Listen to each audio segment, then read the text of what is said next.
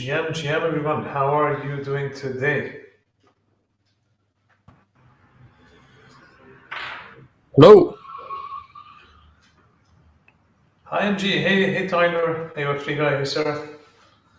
GM, everyone. Okay, I think it was crashing a bit for me. The page was stuck on settings. But GM, everybody, welcome back to Power Up Culture. How are you doing today? Ayman, how's your day going? We're good. We're good. Looking forward to hearing more from you and Tyler and the rest of the crew. Awesome, us too. Tyler, super interesting to have you here with us today representing Galactic Labs and Beyond Earth.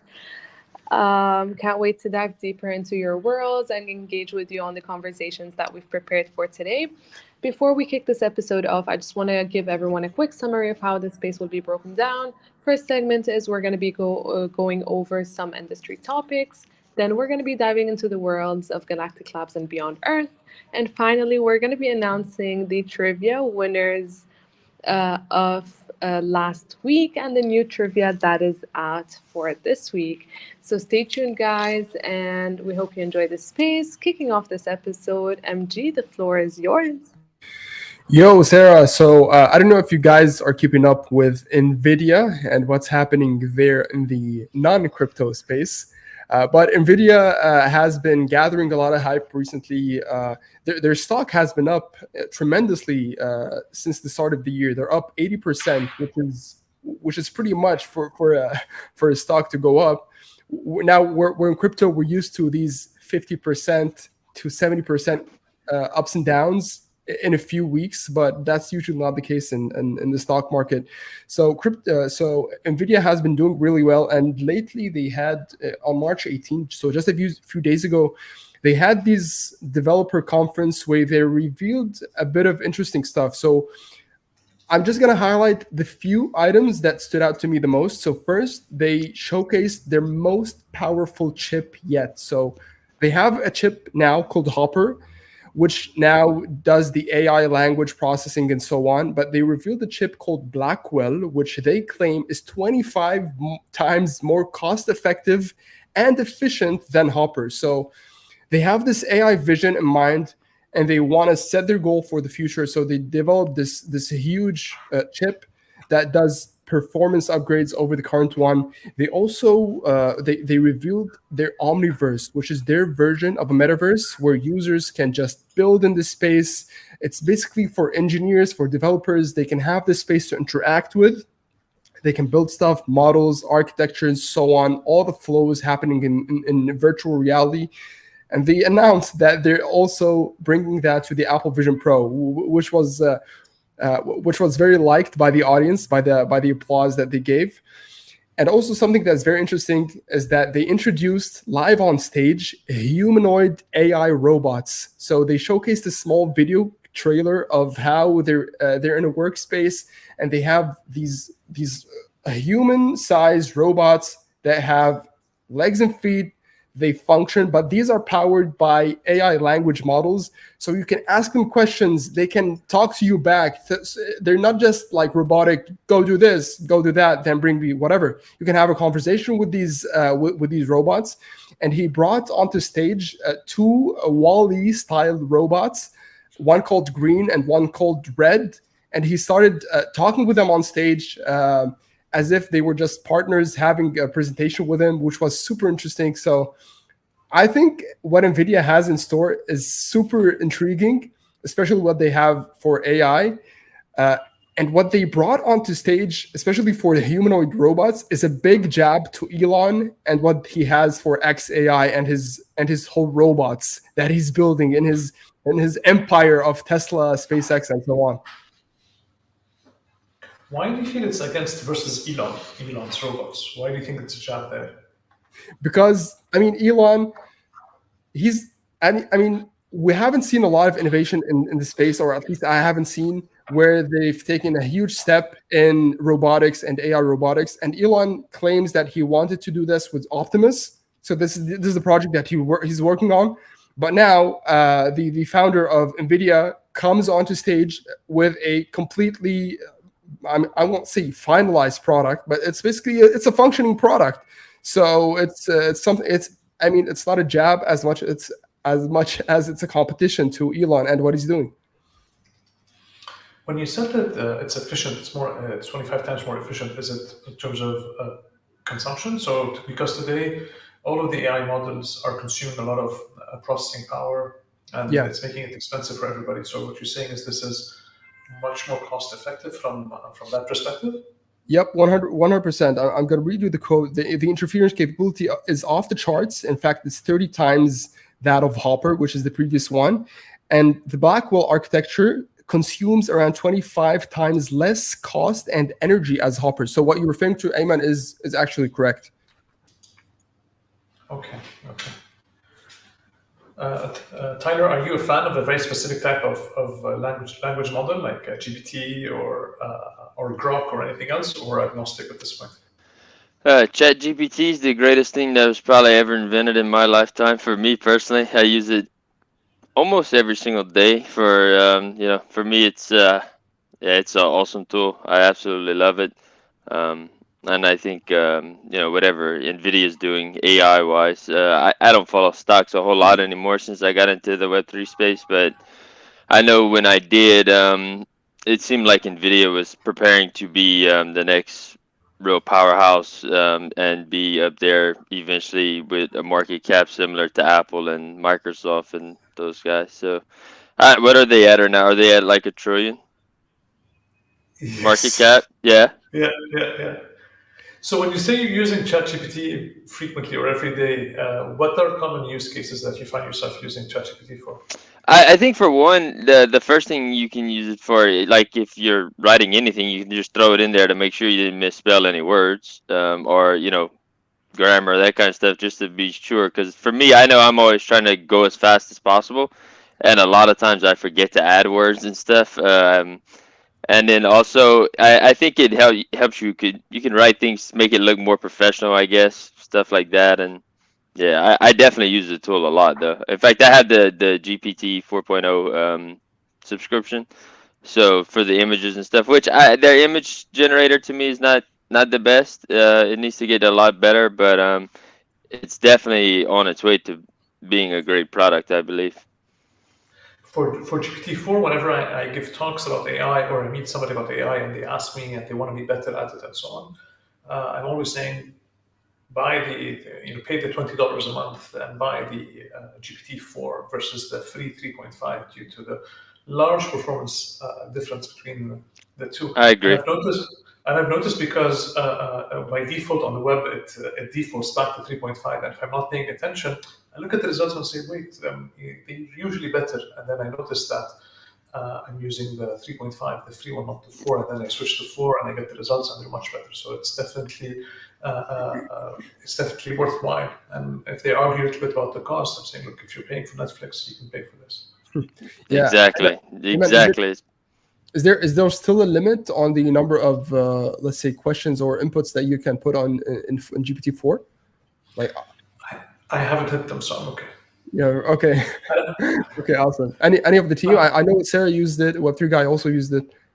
Yeah, there is a limit, and we hit it every day at the company. So yeah, they need to increase it. Like we can't get Cool. enough of Y'all must people. use it a lot, because I feel like I use it a lot and I've never hit the limit. So yeah, that's interesting. Yeah, There's a limit on the images for me, but not on the questions. I'm not very happy, Tyler, with DALI, and I asked it a couple of days ago, are you using DALI? I forgot what the latest version was. I came across it. They were very happy, because I came across an article saying about DALI 5, I think, and how advanced it is and so on. And I asked ChatGPT, it's like, what version of DALI are you using? Is it 5? They're like, no, we're using a very custom version for us, and blah, blah, blah, blah. So I don't feel it might be the latest version or not, but it's not as effective as we want it to be, yet, at least. Yeah, for me also, it doesn't only limit the use of image generation or text, but also sometimes if I'm telling it to summarize an article and the article is just too long, it would tell me this article is too long, and then it would just go ahead and get crazy weird on how to move on and continue other steps. So yeah, I feel like we'll get there, but we still have some limitations with the ChatGPT 4. But definitely agree, I can never go back to using the 3 or 3.5. The difference is immense. Yeah, So Sarah, each message for ChatGPT is capped at 75K characters. So what you can do is like chop down the article into several messages. Yeah, exactly. That's what I usually do. But sometimes you just want to paste the whole thing in and expect ChatGPT to just go ahead and read it. But unfortunately, it still cannot do all that. For now, you're expecting a bit too much out of GPT. Like Ayman always says. Yeah. but so I'm curious, why how are you hitting the 75,000 character limit or whatever it is? What are you uploading, like books, or what are you sending? No, but sometimes I go ahead and try to tell it to find the similarities or differences between three articles, for example, and I just put sentence breaks between these three articles, and then it just goes like, the text is too long, but I cannot do So it. do you upload links or do you upload the No, actual text? You just the copy the actual text. text. The Oh, okay. actual text. It's more specific when you paste the whole text rather than just giving it a link and telling it to go and do the research through the link. But yeah, I don't know if you guys also heard, but the crypto exchange OKX has stopped supporting cryptocurrency trading pairs involving Tether's USDT stablecoin for users that are based in the EU or EEA, the European Economic Area. And this decision came as soon as some regulation concerns were happening, and then the shift in the crypto market as well. So I feel like the delisting of the USDT pairs on OKX was attributed to the exchange focus on the euro-dominated liquidity in the region and to comply with the regulatory requirements and ensure that the security of its platform is going well. And keeping in mind that Tether's USDT is the largest stablecoin by trading volume and plays a crucial role in the crypto trading, particularly as a liquidity pair for BTC. So I'm interested to know, Ayman, how do you think this will reflect the broader regulatory trends and how will it affect the market, the current market? Now, delisting stablecoin is a big deal because it's simpler, and I think the delisting is temporary. It's a theory, but it's a temporary until it's easier for them to delist now to get more clarity on regulation before they relist it again. So this way they won't have to pay fines down the line unnecessarily. But it's also alarming as well that this happened. I'm not very familiar with the details of why, but generally, if you delist and preemptively, if there's no clear law requiring you, or there's no letter or for you to do that, you're trying to do this preemptively in order to make sure that you don't go into fines. But broadly, what I've seen, the exchanges, they've been learning from the failures of others before them, whether they're properly regulated or not, not so regulated. How they've learned from those mistakes and those fines and those big media problems and those ones that have failed fully. And they're trying to be more preemptive about that and having more people on staff who are more on the compliance side, which they did not have the last bull run. So I see improved behavior, if you wish. Tyler, you said you're keeping track of the crypto space. You left the stock space behind, and you're keeping track of the crypto space. What type of behavior have you been seeing with Uh, exchanges? yeah, when I say I've moved to the crypto space, it was basically the NFT space. But as far as crypto, I think it's I'm not familiar too much about what they did as far as banning or whatever it is, but I think we should all be prepared any day for anything really to happen in crypto. I mean, when you're playing in a space where there's no rules, there's no regulations, and meme coins are launching and going to $1 billion in 24 hours, and people are turning $100 into $100,000 in a day, you should expect anything. You should always be prepared mentally that a lot of things can happen. That, as far as I'm concerned, if I woke up and all my crypto was gone, I wouldn't be shocked. Like, it wouldn't just blow my mind away. It would be like frustrating, and definitely would want to know get some answers, but it wouldn't necessarily surprise me a whole bunch because it's kind of like the Wild West. It's just there's no rules, there's no regulations, and people are just doing whatever. So I think I think everybody kind of plays it differently on how you want to protect your funds and stuff. For me, Coinbase feels like the best place to be as far as, feeling good about not losing my money, security wise. But yeah, I nothing surprises me in this space at this point. I don't think nobody should be running around saying that they're shocked by anything going on in this space. So, MG, if you wake up tomorrow, like Tyler said, if you wake up tomorrow and all your crypto is gone, it's just another day for you. You have your coffee and then go to work. Is that Yeah, it? not that Have, simple and straightforward, Ayman. Not that simple and straightforward. I can see how Tyler he's more towards Coinbase, since Coinbase is based in the U.S. Maybe they're more compliant with U.S. laws in terms of what they can and can't do, what they deem as securities or not. But when he said, imagine if let's say his portfolio was gone, let's say, because it could happen. We saw recently a headline that scared us, that where CZ had fined and he is stepping down. We thought maybe the whole Binance, the largest exchange in the world, is gonna like crash and the whole crypto space is gonna disappear. But it turns out not the case. But yeah, it could happen when you don't have fine lines that define the rules and what you can and can't do in the space. and you have, what was the one that went under was Yeah, last year? FTX. Yeah, Which yeah. one? Which one? So Take your pick. Take your pick. yeah, you're right. But I mean, when you look at that one, I know in America on television we saw advertisements for them all the time and how safe it was and how secure. You swear you're putting your money in J.P. Morgan, and so yeah. I mean, don't get me wrong. I would be very upset, but there's not one thing that can happen in this space that I would turn to somebody and say, man, I'm shocked that happened. It's just not the stuff that I've seen. It's just, I mean, it's complete madness. It's complete I mean, at least, craziness. Tyler, I think for us, when we go into the space, we're checking the box that I know all the risks that comes with this, and I won't be like quite surprised if anything or everything goes sour. Yeah, I mean, how, and it's like, to me, when you like logging into your wallet, you never know. You might have clicked the wrong link yesterday, and your stuff's all gone, man. Like, Yeah, because 100%. the hackers are ahead of people with security, in my opinion. So there's always new hacks that are happening that we aren't aware of, and it's very, to me, it's you have to always be on alert when you're in the crypto space. Always be on alert. 100%, Oh, man, 100%. Web3, such a welcoming space. Yeah, definitely. And if there's any Web3 taught us was patience and optimism. But so guys, moving on from this topic, we've also got Apple doing all sorts of things. I feel like the past couple of spaces, all we've been talking about was Apple and Apple doing this and doing that. So Web3 guy, what is Apple doing now?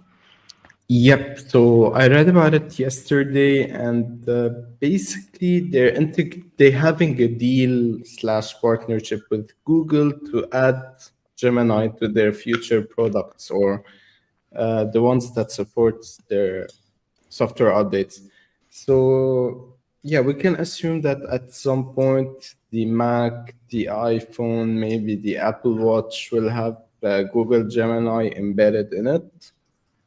But on a side project, yeah, they canceled their electric car project. So they canceled a whole decade project just to work on AI. So I found it hard to believe that a 10 years worth of work, they just removed it to work on AI to sign a deal with Google. So I definitely think that they're working on something else, and they hinted at the M1 or double M1 chip. It's their own AI model. It will be supporting several data, and it can generate several data at simultaneously. So yeah, you can ask it for images, videos, texts, whatever. So yeah, this is what how Apple is kind of the headlines are the big tech giant is waking up and joining the AI trend, and yeah, they're having a deal with Google and working on the AI model. Web3 guy. I'm sorry, Ayman, if you want to take a. Go ahead. Yeah, Web3 guy. It's not a huge surprise to me. This deal with Google. Google pays billions every year for Apple so that they can be the default search engine on them. But when you mention Gemini, they already have Siri, and they can develop Siri further with the WM1 chip that you just mentioned, so that it can be a rival to Gemini. I'm curious to know the dynamics of how that will work later on. Yeah, definitely. Like for now, this is just it's very early. They just hinted like we're developing and so on. It will be kind of same like Gemini and say close to Meta's model. I think it's called. Let me check. Yeah, I'll check what's Meta's AI model called and let you Llama. know. I think it's Llama. Yeah, Llama. That's it exactly. So yeah, it's kind of a combination between the two.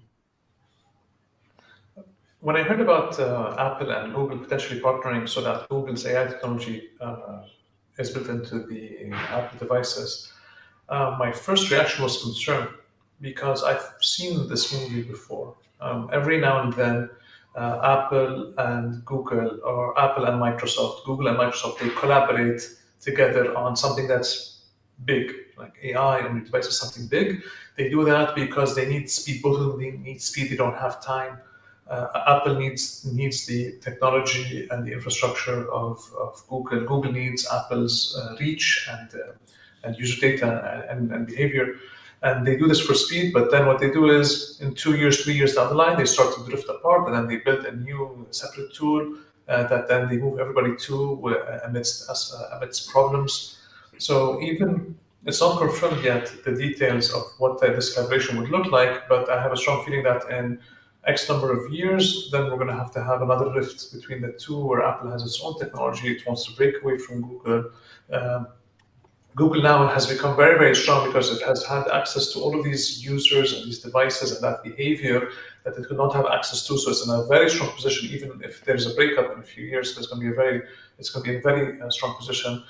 Google has a strong partnership with Samsung as well in terms of AI as well. So what does that mean in terms of the mobile space? Is that primarily with Google's AI running this, whereas OpenAI and all of this and the other models? So my first reaction was concern for what this partnership would look like long term for all users.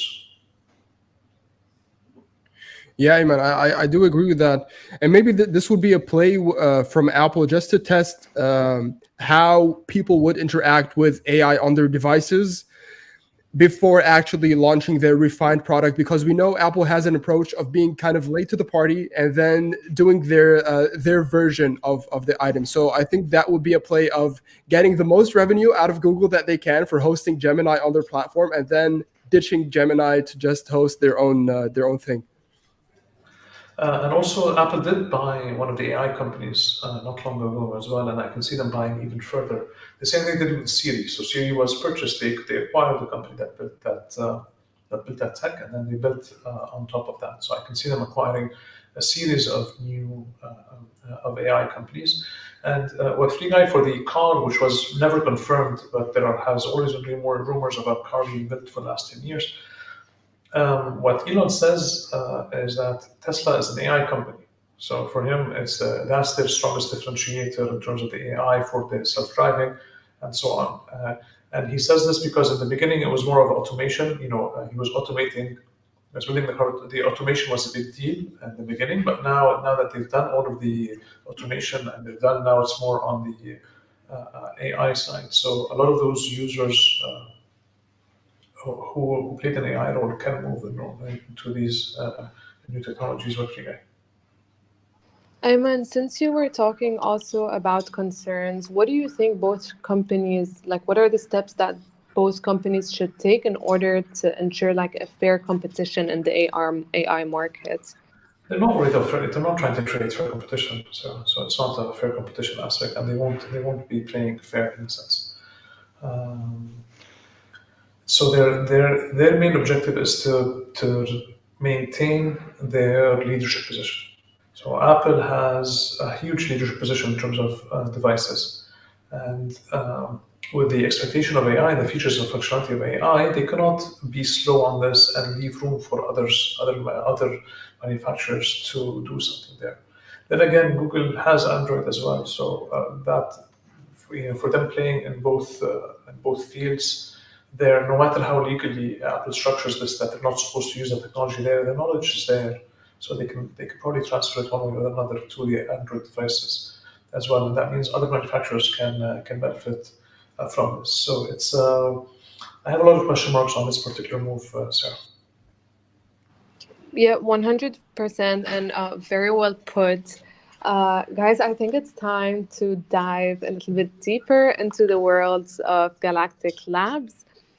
We know we had a little misunderstanding on Galactic Labs and Beyond Earth, but thankfully Tyler is here now to just enlighten us on everything. Tyler, please take a couple of moments to tell us a little bit summary of what Galactic Labs is doing in the Web3 space, and we'll dive right into it. Yeah. So initially in 20, I joined the team at Beyond Earth in 2022, and it was just Beyond Earth at the time, and we worked as that name up until a couple months ago. We decided that I guess really last year we kind of decided that if with the business model that we were taking, it's kind of tough as far as when you go to launch a token, in my opinion, to say like you're gonna bet on just one game with the token that you're creating for that game. I think it's better to have multiple places and areas where you can have token syncs. So we created a mini game directly targeted towards the Web3 audience.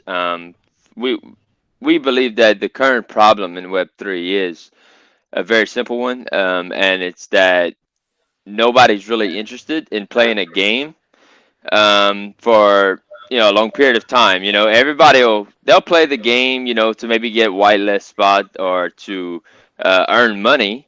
But if you tell them that they're not going to earn any money and they're not going to benefit by in any way besides that they're just going to play a fun game, I don't believe that you will have a lot of players if your target audience is just strictly Web3. Just because the interest doesn't seem to be there.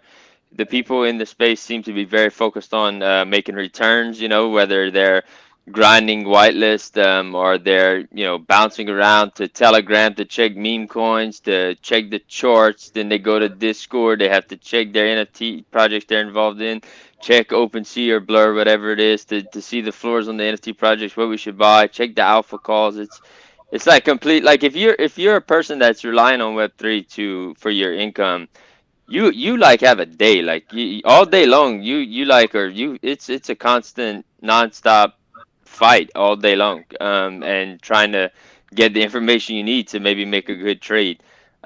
So we did that game, which is called Global Conquest, and we put both games under the name, and the business name will be Galactic Labs. And that we filed the paperwork about 2 or 3 weeks ago. So when you say you filed the papers 2 or 3 weeks ago, what does that mean? Like we created an LLC for Galactic Labs. Because so what we weren't aware of this, and it was the game. So the Beyond Earth game is available on the Play Store right now, but for iOS they don't accept DBAs. So we had to create an LLC, because you have to have an LLC for when you put a game or any app on the App Store. We thought we were about to use a DBA, and we were just going to use an LLC that one of our team members has in real life. But so that didn't work. So that's when we decided to create the LLC and make it, a legal company. Okay, all right. And now that it's a legal company, what's the long term plan? Where do you see things going, Tyler? Okay, so for me, I'm 100% convinced that as far as NFTs go, by far the best use case for them, I think, in long term, it's only going to grow is gaming. I don't. You're not going to convince. Like if we want to buy PFPs, we can do that. We can have a good time, and we can, use them as our PFPs, whatever. But you're not going to convince me that I'm making a smart investment by buying a PFP NFT. Just you're basically hoping that you're getting like it. To me, it's uh, like there's some that I guess historically, they'll hold value over time, but yeah, I don't think it's a great investment to be buying a PFP that has no utility, at $10,000 and being like, yeah, I'm making good plays right now when I could be buying $10,000 of Ethereum or Bitcoin. So I think we're in the right on the right path, as far as what our vision is, and that is to bring fun games that provide utility to NFT holders, and give them opportunities to potentially make money with those NFTs, whether they're earning them in game or buying them through secondary with our collections, using the utility of them to benefit and stuff like that. I think everybody that has ever played any game, and the one that we always use, is it's like I think it was RuneScape that has the party hats. If those were NFTs, they would probably be worth a lot more money than what they currently are, and they're currently worth a lot of money. But you would still feel to me it makes sense to having digital ownership of the game asset you own. I know for us, like with Beyond Earth, I'll give an example. Like our character collection, I think it's really unique because you can start the game, as a level one character. You'll start the game as a level one character, and different masteries and stuff, and you can play that game. And we've all done this, right? You've played the game for hours and hours and hours. You spend a lot of time playing games. You level up the character, and then there comes a time where you usually quit playing the game at some point. Well, if you own that character and you've leveled them up and all that stuff, you have the opportunity to sell that character with all of the things that you've earned in the game, all of the upgrades that you've accomplished, all the wearables that you've got that you own in that account will all go with that character when you sell it to a new player who might be, somebody that's like, what, I don't want to spend a month going from level 1 to level 10. I want to start at level 20 today. So it gives the players an opportunity to make money in that way, and I think there's value there for sure. Um, I 100% think there's definitely value there. But yeah, I mean our goal is basically it's not really different from Web 2 gaming, besides the fact that you're gonna allow the people playing your game to have an opportunity to own the game assets inside the game that they earn inside the game. But And the main vision is always going to be to build a fun game. Because if you don't build a fun game, it doesn't matter. Whatever you do, it's not gonna work, right? Like you can create a token and you can have everybody invest in it and have all the hype in the world. But if the game is not fun, it will slowly bleed out and it will just go to zero. Fun has to be the first approach. and is the plan to have a series of games, or is it one primary game? What's the plan? Well, so we've just launched Beyond Earth. Like it's in alpha right now. We have three different events that we're going to be running here soon. The first one's actually going to be starting probably tomorrow, and it's going to be related to our upcoming token launch. It'll be a way for players to play the game and win. They'll get like token airdrops depending on how like the way it works is you go to the open world and stuff. You gather strawberries. You go back to your land plot. You plant the seeds. You grow the seeds. You harvest them, and then you can turn the strawberries you harvest. You can get tickets, and you go to. We have a casino inside the game, and you go there and you spin the prize wheel, and you can win different token vouchers. That whenever we launch the token, you'll be qualifying for an airdrop. Um, yeah, I think we've seen that with other projects like Pixels has done it, and I know there's a couple of others. But and then we have a mini game that's Global Conquest. Like I said, it's directly geared towards Web3 as it's very basic gameplay. It doesn't require you to really, you don't really control you don't have to spend a lot of hours in it. You can kind of just like make move your player to a different tile and, let him sit there and he'll, gather resources and different things like that. But the whole object of the game is very simple and basic. It is earn as many points as you can, and at the end of the tournament, we're gonna have cash prizes some will be done through raffles for people to enter that depending on the points they have, and then some like the guy who gets the most points during the tournament, he will um he will get like a large prize, of whatever we decide. And we have an in-game marketplace. Doesn't make the game play to win, but you can buy stuff there that kind of gives you some benefits and stuff. We're gonna be using the IMX passport checkout thing that they have just been working on, which is really cool. And as we'll be announcing a partnership with them probably next week. I'm hoping that we finish all the paperwork there. Beyond Earth has already announced the partnership with Immutable. But yeah, and our token is going to tie to both games and every game we build, and any we're gonna allow other, like in the future we will allow like there's a lot of developers in the world that can build great games. They just don't have access to any players and they don't have marketing funds, to spend. So if we can get players to our platform, then we will allow other developers to launch their games through our platform as well. And what type of gamer are you looking to attract? I'm sorry, say that again. What type of gamer are you looking to attract? Well, so Beyond Earth is like Beyond Earth is like the flagship game. For us, it's going to be it's going to have, we're going to be developing it for a very, very long time. It's an MMORPG, and as we know, that's a very large task that when you decide to do one of those, it has a lot of different features, but I would say I think we're going to be looking to attract any type of gamer, right? Like I said, the two games we have right now are 100% very different from each other, very different from each other, and I'm sure over time, we will continue. We have ideas about other games and stuff, but right now the focus is launching the Beyond Earth events that are tied to the token, preparing to launch the token and onboarding advisors and stuff like that, and hopefully we can find investors as well along the way, and then preparing to launch the first tournament of Global Conquest. And once we get all that out of the way, then we will hopefully look to expand the team and continue to build more games. What is the Web3 aspect of the game? Like the NFTs.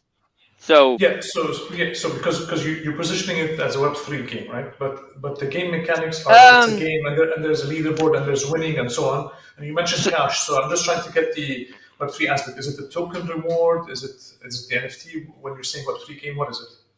So for global, I would say it's more geared towards a Web3 game because I think it's a very basic game. So I'm not sure that Web2 would be super interested. Like a hardcore gamer would probably not enjoy it, but somebody who is not really a gamer who doesn't play games very often, I think they would enjoy it because it's not time consuming with the opportunity, like I said, that of what Web3 wants, and that is to make money, right? Like I mean, it's almost crazy to say that almost every single person you come across in this space, they have one objective every day, and that is how do I make money.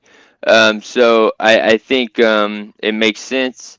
And as far as that goes, is we have an NFT Game Pass for global that offers you. So I'll give an example. Like every player, anybody can play the game. You get one free general to control during the tournament. But if you have like a pass, one of our NFT passes, you automatically get 5 generals to control for free. Now you can purchase up to 20, either way, But so that you get what I'm saying. Like the pass provides extra benefits and gives you an opportunity to earn more points during the tournament. And there's multiple other advantages, and there's also game skins. So like our marketplace, we're gonna sell game skins, and there's one exclusive skin every tournament, and that exclusive skin is actually going to be playable in the Beyond Earth game and the Global Conquest game. So our goal is to make game skins compatible in all of our games. You'll go to the platform, log in through one account, and then go into whichever game you want to play and use the game skins that you have uh, in all of those games. And as far as Beyond Earth is, so with Beyond Earth, I would say Beyond Earth is a Web 2 game with that offers blockchain opportunities. But you can play the game and never be aware that you're playing a Web 3 game. You will never have to.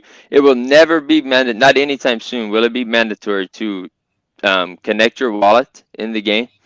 Um, you will never have to interact with crypto in the game.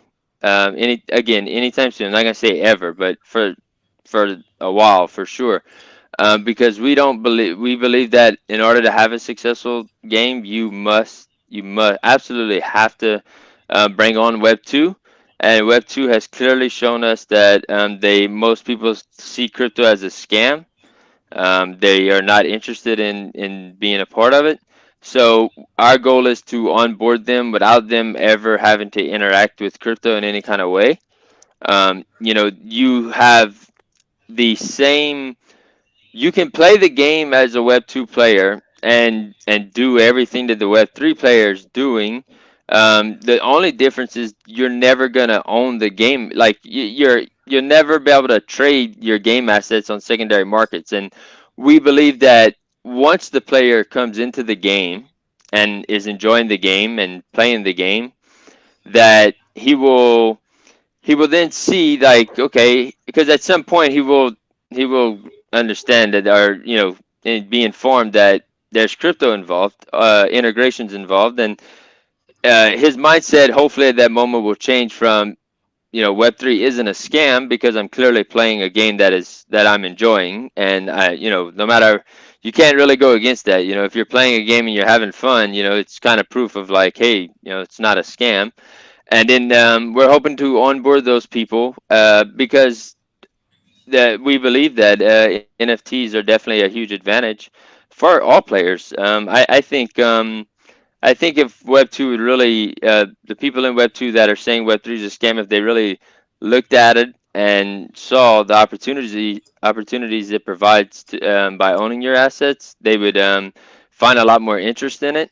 Um, you know, and but it's going to take a long period of time. I hate to say this word because we've overused it, but it's still extremely early. It really is.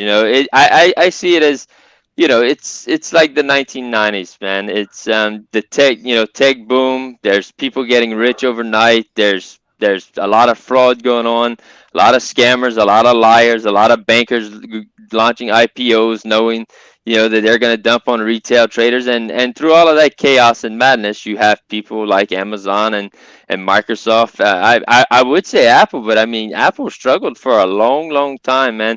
They were on the verge of bankruptcy, and so it's there's a lot of games being created right now. I believe that we're going to help pave the way for success. I can't guarantee that we're going to be successful. All I can say is that we're going to give our absolute best efforts, and that's what we've done. But there's going to be a lot that succeed, and there's going to be a lot that fail. So it's tough to kind of decide where you're going to put your money and in investments wise and stuff like that. But we're going to continue to do what we believe is the best path for the business to succeed long term. Because we do believe that this is a long term game. I mean, we've never launched any paid mints, so we've never collected money from a mint. We've never received any outside funding, and we've delivered a game that's playable on mobile and desktop right now to anyone. Where do you want to send people? Where do you want them to go to try the game? As we wrap up this segment, On the on if the on the you B, if you can go. On the Beyond Earth website, you can just click play and download the game. All right. And your social media. Okay, so Beyond Earth. What three guy? If you can put the link Yeah, up. we can. Yeah, Which one is it? The Galactic Labs or the BOMM? I can. If you want, I can. You want Yes, please, after please this is put over, the I could. handle in the What's that? private chat here. That would be Yeah, great. So I can yeah, pin yeah, it yeah, for the yeah. audience. Yeah, that's great. Yeah, Thank you. we'll do that after afterwards if you want. All But right. yes, Thank you, Tyler, for sharing what you've been working on and your growth plans. And yes, we are early, and yes, we all want to make money in this space. And yes, there are a lot of good games to play. And yes, NFTs and tokens are also an expression of value, whether the value is financial or gameplay or recognition or profile picture or whatever it is. So there's room for all of that. So thank you for sharing your perspective on this, Tyler. Sarah, what do we have next? Are we moving on to the winners? Yes, I bet everyone's here waiting to know if they won or not. I see a lot of the people that played the trivia here in this space. So, Web3 guy, MG, who do we have?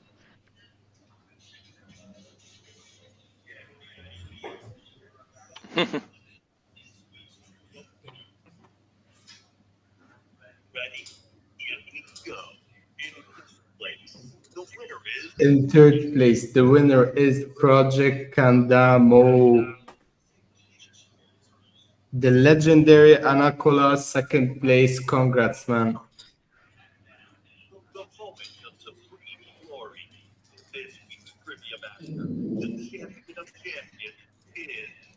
The first on the leaderboard this week is Misa. Congrats.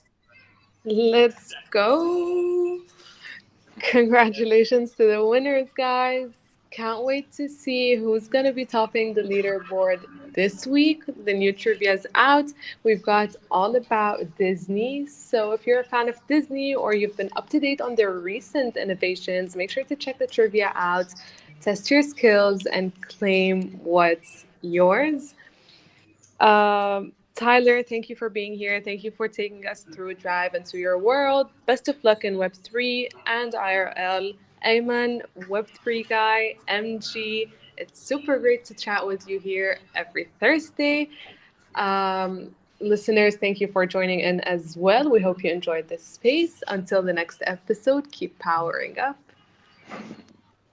Thank you. yeah, and I want to say thank you for allowing me to come here. It's great to meet everybody. Thank you, Tyler, for being here with us.